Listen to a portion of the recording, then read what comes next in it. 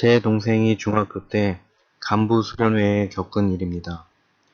그때까지 동생은 귀신을 전혀 믿지 않았고 가위도 눌린 적 없으며 그래서인지 귀신 이야기를 들으면서도 생전 놀라거나 무서워하는 법 없는 그런 아이였습니다. 하지만 이 경험을 계기로 동생은 하루가 멀다 하고 가위에 눌리고 귀신 이야기에 귀자만 들어도 벌벌 떠는 그런 아이로 변합니다. 전 이 이야기를 최근에야 들었는데 동생이 중학생, 제가 고등학생 때 우리 남매가 집안 사정상 떨어져 살았습니다. 최근에 동생에게 곤충 채집 괴담 쓴다고 자세히 이야기해달라고 조르니 동생이 이 이야기를 먼저 쓰라면서 해준 겁니다.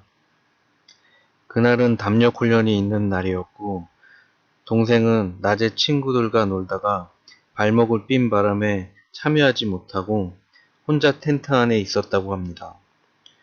모든 무서운 이야기가 다 그렇듯 때마침 화장실에 가고 싶어졌고 그래서 야영장 옆에 설치되어 있던 간이식 화장실에 갔습니다. 근데 웬 할머니 한 분이 화장실 앞에 서 계셨습니다. 한복을 입고 머리에 쪽을 찐 것이 영락없이 시골 혹은 옛날 할머니셨습니다. 그 시간에 그곳에 할머니가 계시다는 게 이상하면서도 또 인근에 주택이 아예 없는 것이 아니라 좀 걸어 내려가면 주택가가 나오는 곳이어서 불가능한 일만은 아니었다고 하더군요. 그래도 왠지 꺼림직한 느낌에 할머니가 가신 후에 화장실에 들어갈 요량으로 약간 떨어져 뒤쪽에 서 있었답니다. 근데 한참이 지나도 할머니는 그 화장실 안에 들어가지 않으시고 그 자리에 계속 서 계셨습니다. 답답해진 동생이 할머니에게 다가가 저 할머니 안에 사람 있나요? 라고 물었는데 할머니는 꿈쩍 않고 앞을 보시더랍니다.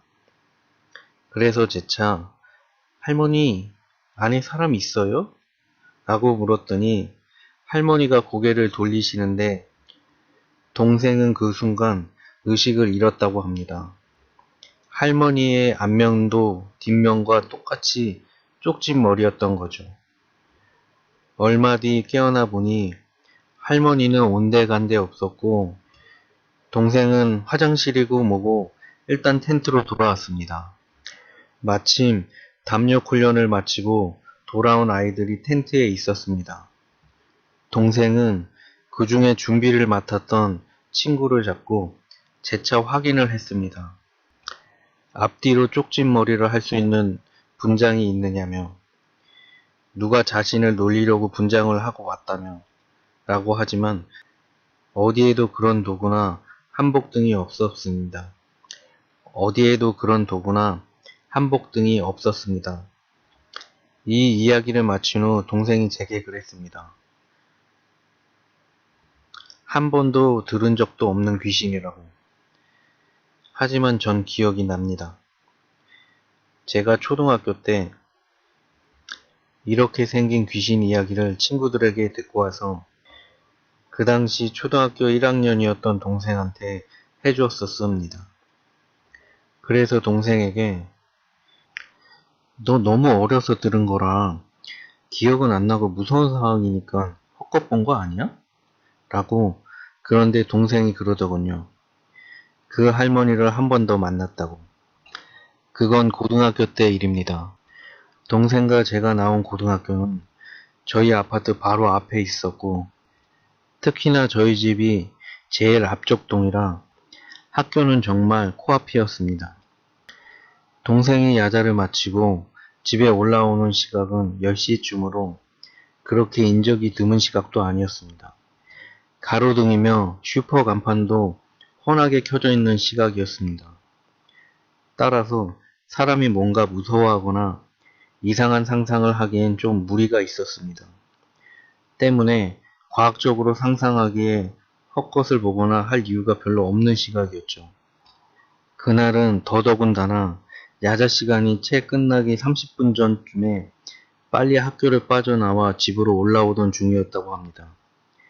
저희 아파트가 산을 깎아 만든 격이라 경사를 따라 위치하고 있고 때문에 입구도 경사를 따라 올라와야 했습니다. 올라오다가 내려오는 택시 한 대와 마주쳤고 동생은 인도 쪽으로 살짝 몸을 피했습니다. 그런데 순간적으로 온몸에 피가 얼어붙은 듯한 공포를 느꼈다고 합니다. 왜냐하면 분명히 뒷좌석에 탄 할머니의 쪽진 머리가 택시 앞방향을 향하고 있었습니다. 순간 얼어붙은 동생은 반사적으로 택시를 돌아봤고 택시 뒤로 보이는 할머니 머리도 쪽진 상태, 즉 앞뒤가 모두 쪽진 머리였던 거죠. 물론 할머니가 완전히 뒤를 돌아보고 있다가 다시 앞을 봤다고도 할 수 있겠지만 일단 뒤를 돌아보고 있었다면 상체가 부자연스럽게 보였을 텐데 그렇지 않다는 점과 그 시각에 할머니가 아파트에서 택시를 타고 나가는 일이 흔치 않다는 점은 석연치 않은 점입니다. 동생은 그 뒤로 며칠간 가위에 눌렸다고 합니다. 스스로도 신기한 것은 이 이야기가 스스로 너무 무섭게 느껴져서 말하면서도 괴로운데도 불구하고 무서운 이야기를 할 때면 혹은 그럴 때가 아니어도 자신이 먼저 이 이야기를 꺼내게 된다고 합니다. 최근에도 곤충 채집을 가서 이 동료들에게 이 이야기를 한참 하고 돌아왔는데 그날 새벽에 집에 돌아와 잠을 자다가 가위에 눌렸다고 합니다. 자신은 자신의 방 침대에서 누워 잠을 자고 있는데 가위에 눌렸고 늘상 가위에 눌리던 처지인지라 마치 저처럼 가위에 눌리면 웬만한 일로는 그냥 포기하고 잠을 청하는데 그날은 유독 다시 잠들기가 힘들고 몸이 괴로웠다고 합니다. 그래서 차라리 깨자고 끙끙대다가 겨우 풀려나서 일어나는데 방문 앞에 그 할머니가 서서 왔다 갔다 하고 있었답니다. 동생은 침대에 앉아서 그 할머니에게 할머니, 이야기 다시는 안 할게요. 제발 살려주세요. 라고 한참을 빌었는데 그 할머니가 죽어도 사라지지 않아서 무서운 나머지 다시 이불을 뒤집고 쓰고 벌벌 떨면서 사라지기만을 기다렸다고 합니다. 그러다 마침 아침경 점심상을 차려놓고 기다리던 우리 할머니께서 동생을 깨우러 들어오면서 더워 죽겠는데 왜 이렇게 이불을 칭칭 감고 있냐고 나무라셨고 동생은 그 상황에서 간신히 벗어날 수 있었답니다. 그 할머니는 누구일까요?